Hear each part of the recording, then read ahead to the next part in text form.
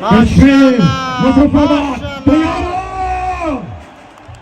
मेरे साथ मिलकर काउंटडाउन और आ रहे हैं नंबर 1। एक बार फिर दोबारा से 10 9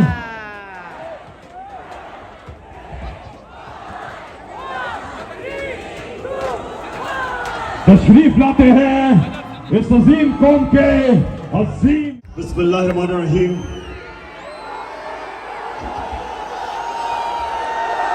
इय्याका नअबुदु व इय्याका नस्तईन। जनाब वज़ीर आज़म आज़ाद कश्मीर, मोअज़्ज़िज़ वज़रा, मेंबर पार्लियामेंट और सबसे ज्यादा मेरे कश्मीर के नौजवानों और मेरी बहनों, मैं आज मैं मुजफ्फराबाद आपके पास एक ऐसे मौके पे आया हूं, पता चल के आया सिर्फ शाबाश अब मेरी बात से रहे। तो मैं आपके पास मैं बड़े पाकिस्तान की तारीख का सबसे अहम फैसला कुन वक्त है आज। मुजफ्फराबाद, आप कश्मीर के बाशऊर लोग हो, आप वो लोग हो जिन्होंने मुसलसल अपनी आजादी के लिए मुसलसल आपने जद्दोजहद किया है।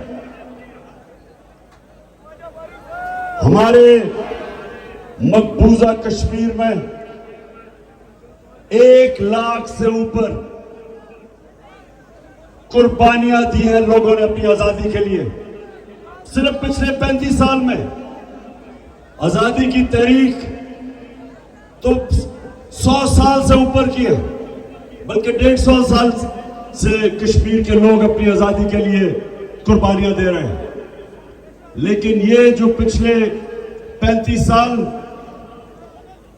इसमें 1 लाख कश्मीरी अपनी जान की उन्होंने कुर्बानी दी अपनी आजादी के लिए।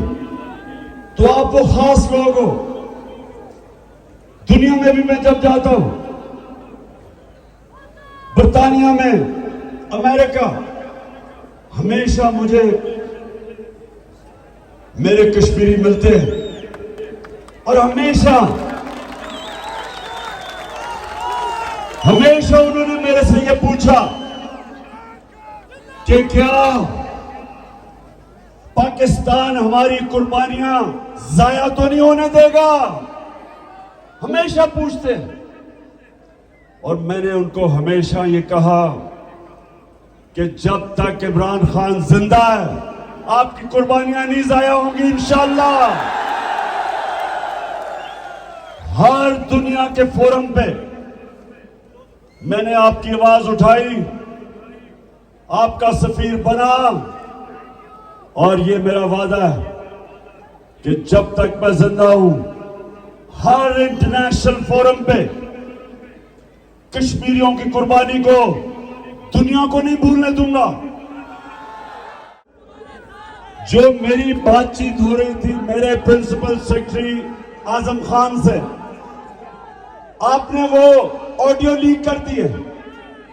तो शुभाश्री, मैं शुक्रिया अदा आपका इसलिए करता हूं कि आप सारी दुनिया को कम से कम पता चलेगा कि वो जो साइफर था, जो मुरासला था, वो हकीकत है।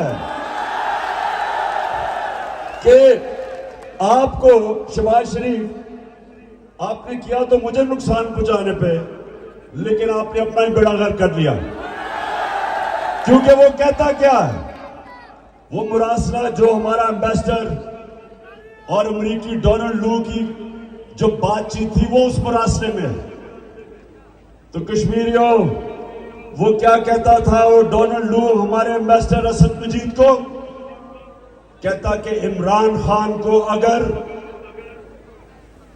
इस अदम एतमाद की जो मोशन टेबल हुई है असेंबली में, अगर इसको शिकस्त ना दी तो पाकिस्तान को बड़ा नुकसान उठाना पड़ेगा। और अगर तुमने इमरान खान को फारग करवा के शहबाज शरीफ चेरी ब्लॉसम को ले आए तो पाकिस्तान का फायदा होगा। ये मैंने अपनी तरफ से लगाया है, चेरी ब्लॉसम मैंने डाल दिया, उसने ये नहीं कहा। आपको पता है इसको? अच्छा कश्मीरी हो, बताओ मुझे, आपको पता है कि मैं इसको चेरी ब्लॉसम क्यों कहता हूं? क्यों कहता हूं? क्योंकि शहबाज शरीफ जब भी कोई बूट देखता है पॉलिश शुरू कर देता है, और खास तौर पे एक बूट जो सबसे बड़ा बूट होता है, आप जानते हैं ना वो कौन सा बूट है?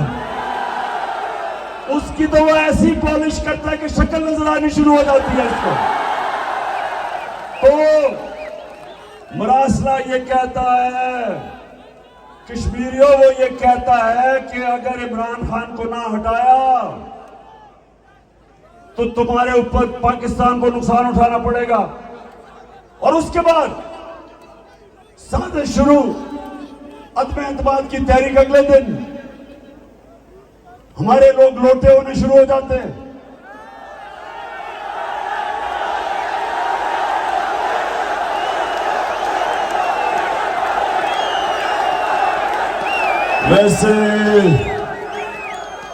वैसे मुजफ्फराबाद, मुझे पता है कि कश्मीर की असेंबलियों में भी काफी लोटे आते जाते रहते हैं,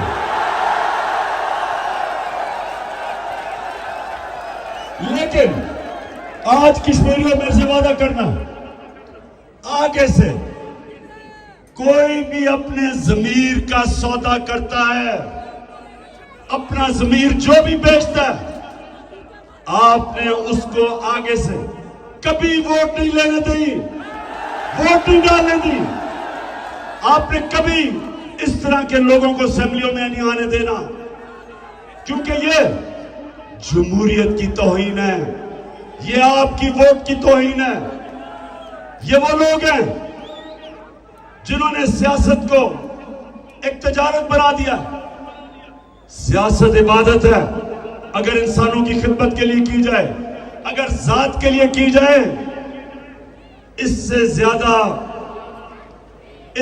ज्यादा नफरत अवाम करती उस सियासतदान से नहीं, किसी से उतनी नफरत नहीं करती जो अपना जमीर बेचता है पैसे के पीछे। तो हाँ, हमारी हुकूमत हटाई गई, इनको ऊपर बैठाया गया, और इन्होंने क्या किया? अभी एक ऑडियो लीक्स में क्या चीज सामने आई कि हमने हिंदुस्तान से तजारत बंद की हुई है। पता चला कि मरियम ने के दामाद ने हिंदुस्तान से मशीन इंपोर्ट की है।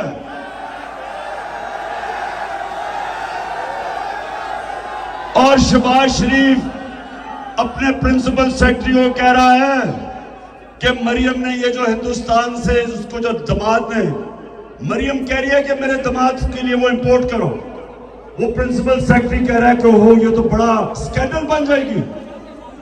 तो आगे से शहबाज कह रहा है कि उसको कुछ समझाओ, मरियम को समझाओ, लाडली को, कि ये नाजायज है। तो आगे से वो कहता है कि अभी इससे इसहाक डार आ रहे हैं, उसको सारे रास्ते पता है नाजायज काम कैसे करवाते हैं। जब भी ये फाइनेंस मिनिस्टर बना, मुल्क का दिवालिया निकाल के गया।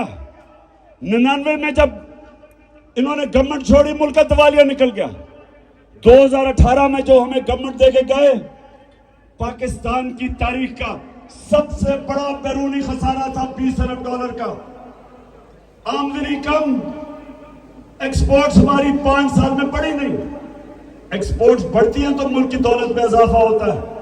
इनके 5 साल में एक्सपोर्ट से नहीं बढ़ी, इंपोर्ट्स का रिकॉर्ड टूट गया, खसारा रिकॉर्ड।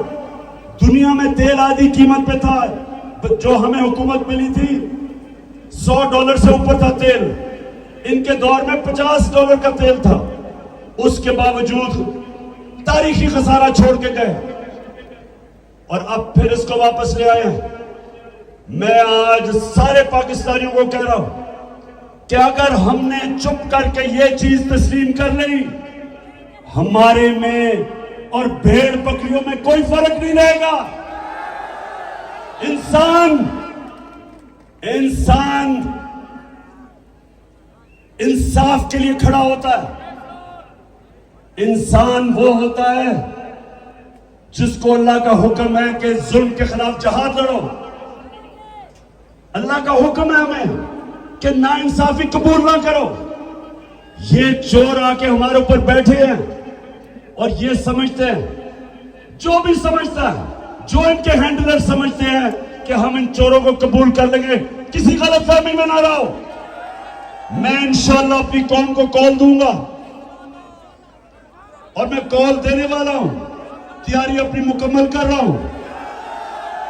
और जब मेरी तैयारी मुकम्मल हुई तो आपने आजाद कश्मीर में भी मेरे साथ आना है।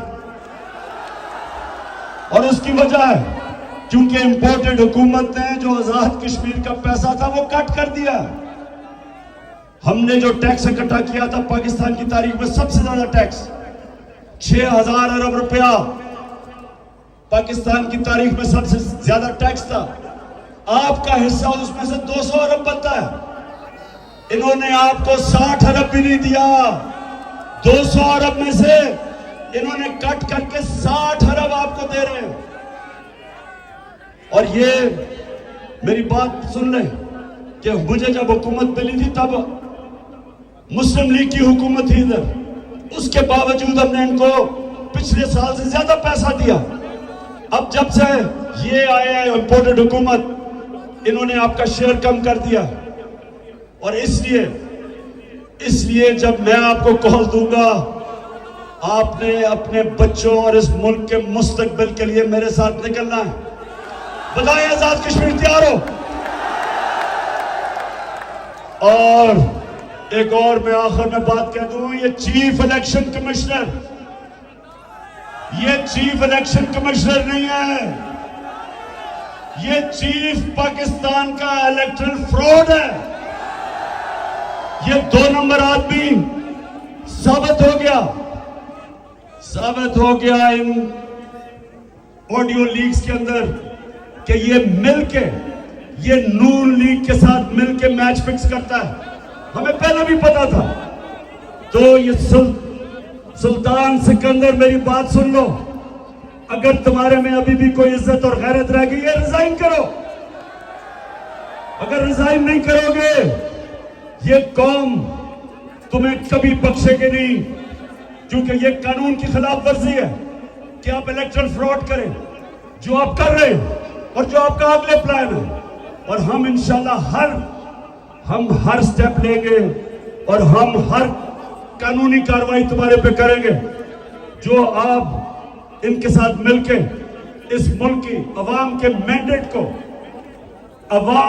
मैंडेट की खिलाफ वर्जी जो तुम करने जा रहे हो, ये कौम नहीं माफ करेगी तुम्हें। ये जुर्म है। और मुजफ्फराबाद माशाल्लाह जिस तादाद में आप आए और जो आपका जज्बा जुनून और जो ये ख्वातीन धूप के अंदर बैठी रही, मैं आज आपके जज्बा जुनून और शऊर को सलाम करता हूं। पाकिस्तान जिंदाबाद।